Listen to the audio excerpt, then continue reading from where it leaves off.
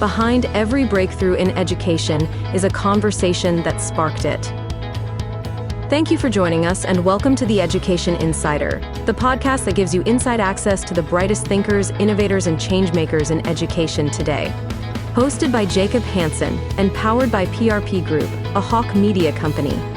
We're cutting through the noise to bring you straightforward, insightful discussions that move education forward. No fluff, no jargon, just real, actionable insights from the people making a difference today and those shaping the future of education. Buckle up, because the Education Insider starts now. Welcome back to the Education Insider, everybody. Thank you so much for joining me today. I'm Jacob Hanson, the host, and I've got a fantastic show for you today. I know I say that every single time, and I never disappoint, right, everybody?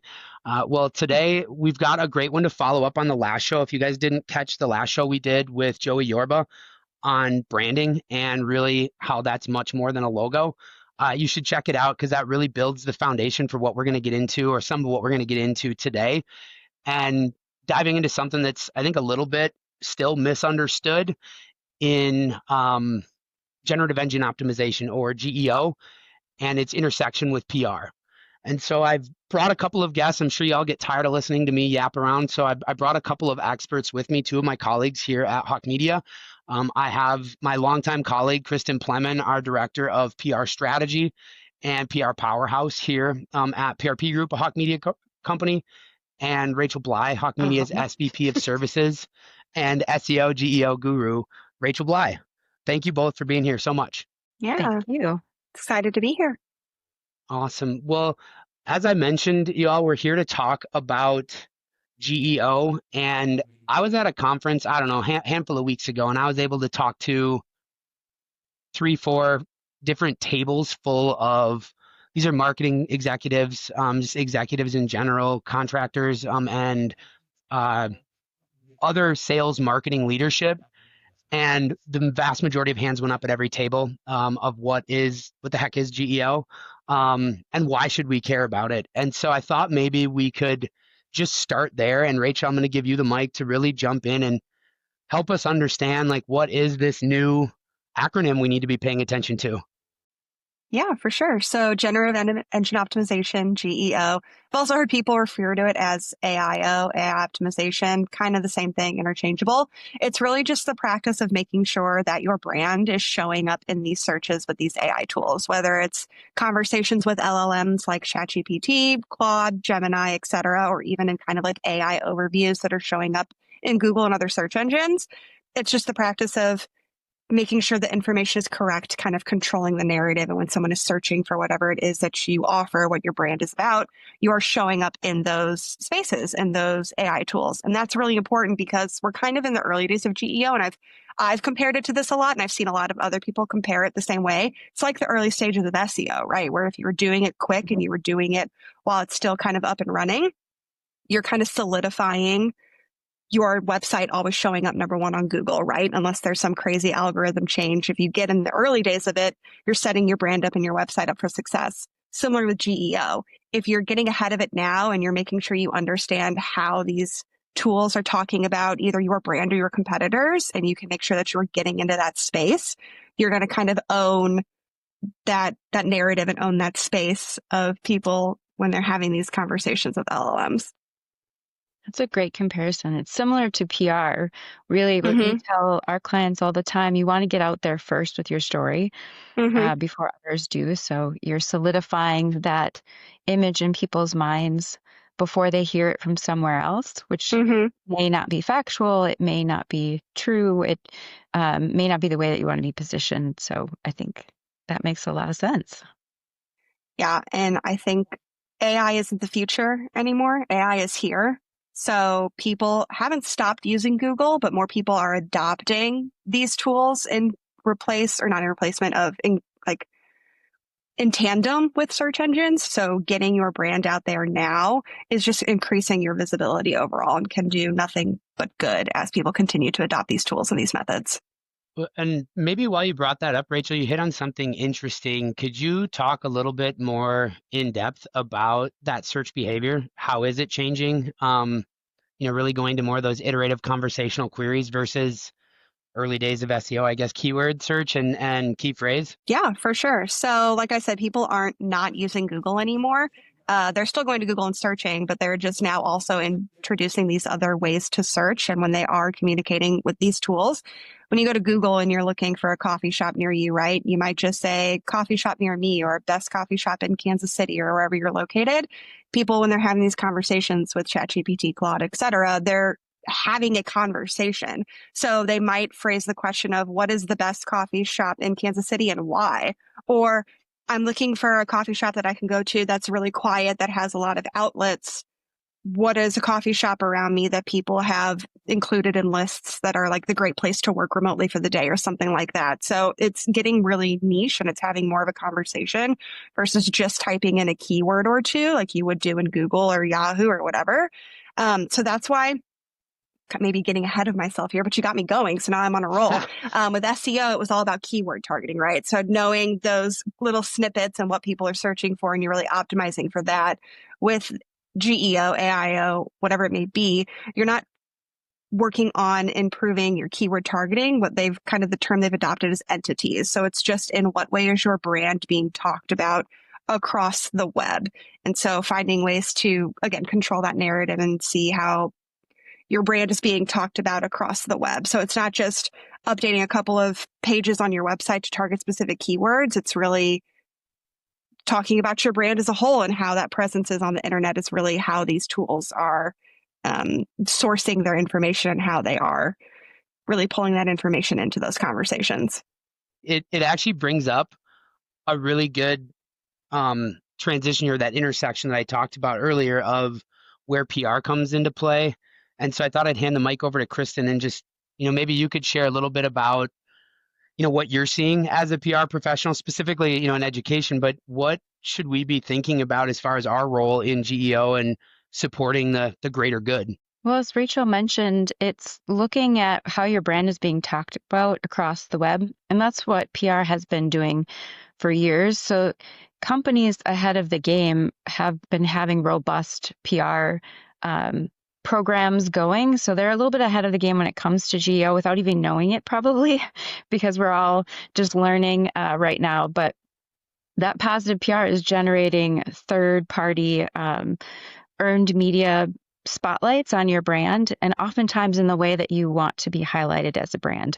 So it's combining what your customers are saying about your brand in positive, helpful ways, how they might be using your product or your service, providing more context that those AI engines are really looking for, those chatbots are looking for. So that's really part of how GEO and PR comes together, is making sure that you're in lots of places across the web, providing more of a narrative around your product, your brand, so that when AI is looking for information about your brand, they're seeing it in these different places, and you're going to come across in those answers in the way that you want to be seen. If you're not being intentional about it, though, you definitely could be showing up in answers and being talked about in a way that you don't necessarily want to create that connection in people's minds between your brand and how it's being talked about. So you really do have to be intentional so that you have a lot of content out there, positioning your brand in the way that you want it to be positioned. This may be like a layman's question I'm going to ask you, Rachael, but I've been doing PR for a really long time, and backlinks have always been important, for some more than others. And basically Google's reading those backlinks, reading what they're touching, and then getting a sense for what the content is for. Can you talk, is ChatGPT reading that content any differently? Is it reading the context of that content more thoroughly? Do you know, how are those different engines looking at it, and what are they pulling from it? Because to me, it sounds like the large language models are pulling in more context than what SEO has ever done. Yeah, great question. So links are always going to be important, but it's definitely different in terms of what links matter and how the links are impacting things. So it's traditional search engine optimization. It was more about like authority, right? So the more credible of a website you have a link from, the more that impacted your website's rankings. It's still a little early, and where we're having some, I wouldn't say trouble, but these LLMs, they are not giving us any data, right? So they're not telling us how people are using the tools, what kind of conversations are happening, and how they're providing that information. So a lot of companies have come out of the woodwork to kind of create their own AI monitoring tools. So at Hawk, we use that. We use Gumshoe specifically that we're using to kind of track all this. And they shared some data with me pretty recently that I find interesting, that different from SEO with GEO, these tools, these large language models don't necessarily care about how quote unquote credible the source is.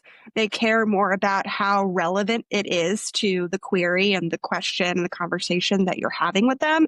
And then they also prefer like freshness. So what I mean by all of this is that they might pull in, or they might cite a source from, if we're going back to my coffee shop example, coffeeblog.com might be a not as highly credible coffee blog out there, but a week ago, they posted a blog about the best coffee shops in Kansas City for remote work. And because that's specifically what I asked, and it was posted really recently and it's very, very relevant, it will probably cite that versus a Forbes article from 4 years ago that's really credible, but maybe isn't as relevant and isn't as fresh.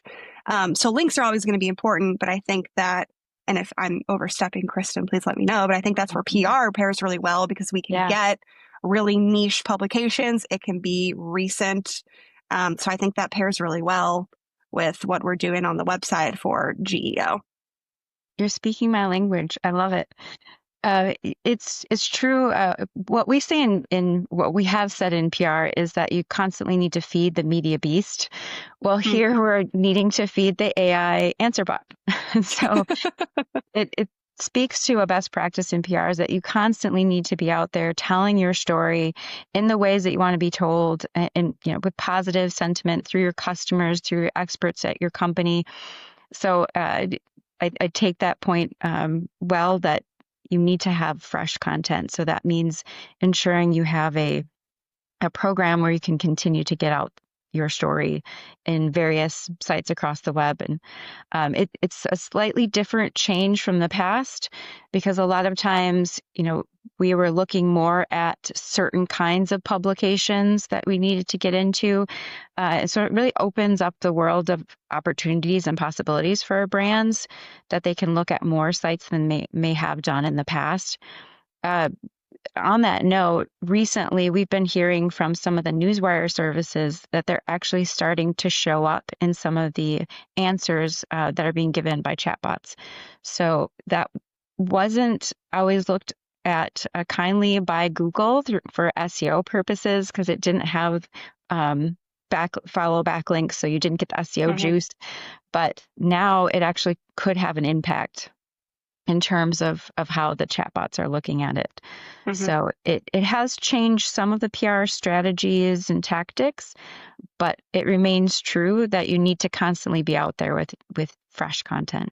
I want to make sure we're getting close to time here. So I want to make sure that we're giving folks that are still with us some action items. Now, we've established what the landscape is at least looking like now and for the near future. What is it that folks can be doing to check and see, like, where are they at from a GEO perspective? Where are they showing up? And if they are, how do they continue that? If they're not, where do they go next? Yeah. So I think an easy place to start is go to ChatGPT or whatever your preferred model is and just start having conversations with them. Ask them how you think your target audience may be searching for your brand, your services, whatever it may be, and see if you pop up. And if you don't, see what competitors pop up and start to see if there's any trends or similarities in the types of competitors that are showing up if you're not. Have different types of conversation, use different questions, different keywords, different topics, different tools, etc. Because you could show up for one facet of your business a lot, and then another part of it you're not showing up for at all. So maybe that's where you want to focus. So I think getting an understanding of where you're at currently is going to be a good first step. And then I'll let Kristen speak to like the outreach PR side of it. But in terms of on your website, things you can control today, LLMs really like question and answer models. So if you don't have like an FAQ page on your website, that's a really easy thing that you can probably whip up in a couple of hours and add to your website. That's a immediate place that these LLMs can go to and see, I think my target audience is going to ask this question. Here's the exact answer and where I want these LLMs to retrieve and pull that information in from. So those are two pretty quick action items that I think brands can do today to at least get some sort of GEO practice in place. Anything that current SEO folks are doing, Rachael, that they should be tweaking or like building on? I mean, if folks have already invested in SEO, what can they do to maximize that investment? Great question. Again, it's just reformatting how we're looking at SEO and how we're optimizing. So SEO has always been focusing on what you're doing on your own website. And now it's kind of how your brand is being spoken about as a whole. So if you're really just focusing on SEO as the only strategy, I would recommend finding a PR partner if you don't have one in place, or finding an affiliate partner or someone else that can kind of help get that messaging about your brand out there. So while you're controlling what you're doing on your own website, which is a piece of GEO, you need to be making sure that we're getting that outreach piece done as well. So would highly consider partnering with PR, affiliate marketing, social media, whether that's in your organization or you find external help. That's going to be the best way to build upon the work that you're already doing with SEO. Kristen, what about you? I'd hand the mic over to you. Any tips, tricks from like a PR perspective that you haven't already shared that folks can be thinking about? I think for many people, if you already have a PR program going, you need to think about maybe adjusting, as I mentioned, your strategies and tactics a little bit. If you weren't using newswires before, maybe reconsider that now. But also in how you're talking about the brand. As PR professionals and trained journalists, oftentimes we're not using superlatives to describe the brand or the company's products and services, because that's something typically journalists do not appreciate seeing in the text or copy that they receive. So rethinking some of that in ways that will still resonate with the journalists you're trying to reach, with the publications you're trying to reach, but still feeding the AI answer engines, because that's something that they're looking for. So as the example that Rachael shared earlier, like what's the best coffee shop in my area and why, you typically don't use words like best in some of the PR copy. So rethinking how we approach that, maybe as she mentioned, affiliate programs are great for that. There's a lot of content through media publications, affiliate programs that look at what is the best, beauty mask for 2025. Those are things that you can pitch and sometimes do have that affiliate program associated with it. So rethinking what you're pitching, how you're pitching it, how the context you're putting around your brand and service is something to look at. I think those are two things that people who already have a PR program can immediately look at. For companies that don't have a PR program, it's never too late to get started. Making sure that they have some content out there, starting to build some momentum can help. And we always say press begets press. So the more that you get out there, the more that you can continue to generate that to help serve up fresh content that's going to feed not only SEO, but your GEO goals. So that's really the best way to get started, is just get started. It's interesting, as somebody who never searches without a superlative, I appreciate those folks who use, and for those of you trying to get me to find you, if you put awesome in front of anything, I will find your site, because that is my favorite superlative. I made awesome chicken wild rice soup over the weekend for my family. So, but I digress. I really appreciate both of you coming and sharing your expertise. Just to recap for everybody out there, really the big takeaway that I've got is that GEO is not a future thing that's going to happen or that's coming or that we're watching for. It's happening. It's currently shaping who's being found, what you're being found for, and it's only growing. If we continue to watch, I would venture to guess there is a sharper incline in searches on large language models versus on search engines. If you're looking at, gaining momentum and traction, those kinds of things. So certainly, like the lady said, just get started, start creating some content. If you don't have a strategy either, don't just start churning out content. Take a step back and really go to ChatGPT or go to your team and start asking those difficult questions and seeing if you can get to, who is it we're selling to? Why is it we're talking to them? What do they need to hear from us? And then start telling the world. I will include links to both Rachael and Kristen's LinkedIn so y'all can connect with them if you'd like. For those of you, I'm sure there's not many of you out there that aren't connected with me already. That'll be in the show notes as well. But again, really appreciate all of you joining us today. Special thanks to Kristen and Rachael for sharing your expertise. Welcome. Thanks for having us. That's all the awesome we have for you today. Thank you for taking time out of your day to join us. Please don't keep this episode a secret. The best insights, the biggest ideas, and the most important conversations, they're meant to be shared. So please, pass this episode along, leave a review, and hit subscribe so you never miss a chance to be part of the conversations shaping the future of education. Join the conversation and share your questions and episode ideas with us at JHANSON@hawkmedia.com. We'll see you next time on the Education Insider.